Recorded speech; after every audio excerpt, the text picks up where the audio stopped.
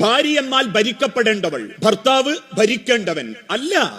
നിന്നെ വാപ്പാന്ന് വിളിക്കുന്ന മക്കൾക്ക് വേണ്ടി പ്രാണന്റെ വേദന സഹിച്ച പെണ്ണ് നിന്റെ ജീവിതത്തിന് അടയാളമുണ്ടാക്കാനും അഡ്രസ് ഉണ്ടാക്കാനും ഒരു പ്രതീക്ഷയിൽ കൂടെ പോന്ന പെണ്ണ.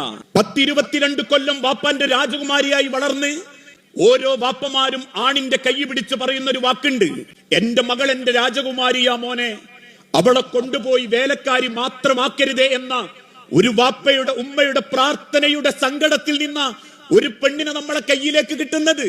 അതുകൊണ്ട് തന്നെ എന്നെ പോലെ അവൾക്ക് ആഗ്രഹങ്ങളുണ്ട്, സ്വപ്നങ്ങളുണ്ട്, ജീവിതത്തെ പറ്റി വലിയ സങ്കല്പങ്ങളുണ്ട്.